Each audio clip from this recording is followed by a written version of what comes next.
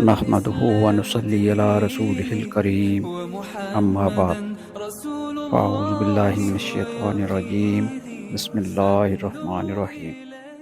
السلام علیکم ورحمۃ اللہ وبرکاتہ۔ والدین کے لیے دعا کرنے کی اہمیت احادیث میں بہت واضح طور پر بیان کی گئی ہے۔ یہاں کچھ احادیث والدین کے لیے دعاؤں کے حوالے سے پیش کی گئی ہیں۔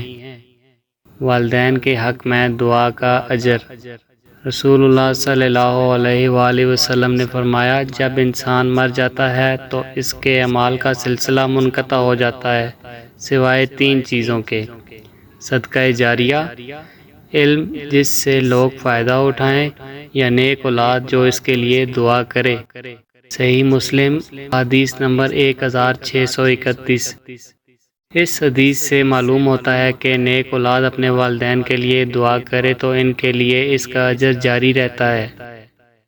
والدین کے لیے دعا اور ان کی خدمت۔ رسول اللہ صلی اللہ علیہ وآلہ وسلم نے فرمایا، اس شخص کی ناک خاک آلود ہو جو اپنے والدین کو یا ان میں سے کسی ایک کو بڑھاپے کی حالت میں پائے اور ان کی خدمت کر کے جنت میں داخل نہ ہو۔ صحیح مسلم حدیث نمبر 2551۔ اس حدیث میں والدین کے ساتھ حسن و سلوک اور ان کے لیے دعا کرنے کی اہمیت بیان کی گئی ہے۔ والدین کے لیے دعا کرنے کا حکم۔ قرآن مجید میں بھی اللہ تعالیٰ نے فرمایا، اور کہو کہ اے میرے رب، ان دونوں پر رحم فرما جیسا کہ انہوں نے مجھے بچپن میں پالا۔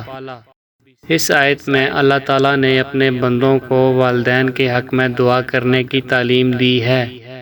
یہ احادیث اور آیات والدین کے لیے دعا کرنے کی فضیلت اور اہمیت کو ظاہر کرتی ہے۔ والدین کے لیے دعا نہ صرف ان کے درجات کو بلند کرتی ہے بلکہ دعا کرنے والے کے لیے بھی آخرت میں نجات کا ذریعہ بنتی ہے۔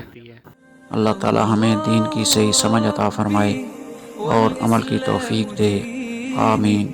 وآخر دعوانا ان الحمد للہ رب العالمین۔